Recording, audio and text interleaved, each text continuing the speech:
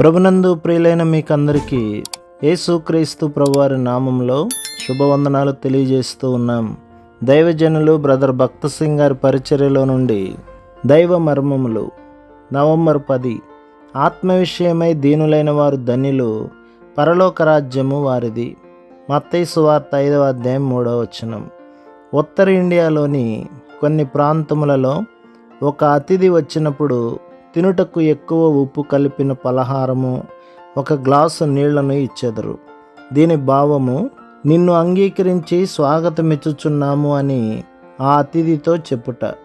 గాఢమైన నిజప్రేమకు ఉప్పు గుర్తుగానున్నది. నిజమైన విశ్వాసులే నిజప్రేమను చూపగలరు. ప్రభువైన యేసుక్రీస్తు మీరు లోకమునకు ఉప్పయ్యున్నారు అని చెప్పుచున్నాడు.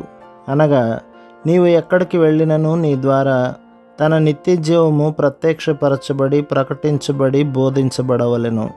1155 కంటే అధికముగా ఆయా భాషలు మాట్లాడు ప్రజలు తిరిగి జన్మించిన వారి వలన అట్టి ప్రేమను పొంది ఉన్నారు. మానవ సాంగత్యము నుండి వెలివేయబడినట్టి వారు, అనగా నరమాంస భక్షకులు, నరహంతకులు, దొంగలు మొదలైన వారు తిరిగి జన్మించిన తరువాత దేవుని ప్రేమను గూర్చి సాక్ష్యమిచ్చుచున్నారు.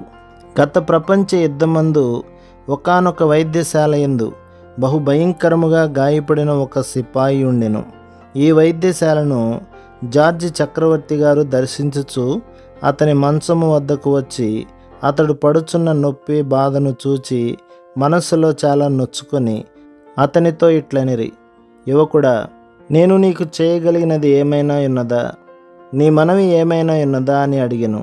అందుకు ఆ సిపాయి ఇట్లు ప్రత్యుత్తరం ఇచ్చెను, ఏలినవాడా, నాకొక విన్నపమున్నది. ఇన్ని మాసములుగా ఇంత దయతో ప్రేమతో నన్ను చూసుకొనుచున్న నర్సుకు వందనములు చెల్లించెదరా? ఈ మాటలు పలుకుచున్నప్పుడు అతని కండ్లలో నీరుండెను. ఈ నర్సు నన్ను చూచుకొనిన రీతిగా నా తల్లి గాని నా సోదరి గాని చూచి ఉండలేదు. రాత్రింబగళ్ళు ఎంతో దయతో ఓర్పుతో నన్ను చూసుకొనుచున్నది. అయ్యా, నా పక్షముగా ఆమెకు వందనములు చెప్పండి అనెను. రాజుగారు ఆ నర్సును పిలిపించి, అమ్మా, గాయాలు తగిలి పడి ఉన్న ఈ నా యుద్ధభటుని అంత దయగా నీవు చూచుకొనినందుకు అతని పక్షమున నేను నీకు వందనములు చెల్లించుచున్నాను అనిరి. అప్పుడు ఆ నర్సు ఏమి జవాబు చెప్పిననగా, ఏలినవాడా, అతనికి సహాయము చేసినది నేను కాదు, నాలో జీవించుచున్న దేవుడు చేసెను. అయ్యా, ప్రభువైన యేసుక్రీస్తు తన కృప చొప్పున నన్ను రక్షించి ఇతని పట్ల ప్రేమను నాలో పెట్టి ఉన్నాడు. నిజమైన ఉప్పు ఇదే, నిజమైన ప్రేమ ఇదే. ఇది ఎట్టి స్నేహితులు, బంధువుల వలనైనను పొందలేము. భూలోక ప్రేమ భూలోక పరిస్థితులను బట్టి ఉండును. దైవ ప్రేమ పరిస్థితులన్నీ ఎట్లుండినను అన్నింటినీ మించినది. మీ శత్రువులను ప్రేమించుడని ప్రభువు ఇందులకే చెప్పెను. ఎంత అద్భుతమైన ఉప్పు! మనలను ద్వేషించి శపించు వారిని ప్రేమించగలుగుదుము. అప్పటికి మాత్రము ఏదో బాధ నుండి వారికి నివారణ కలుగజేయటకే కాదు గాని నిత్యత్వమునకు ఆ ప్రేమను వారితో పంచుకొనుటకే వారిని ప్రేమించగలము.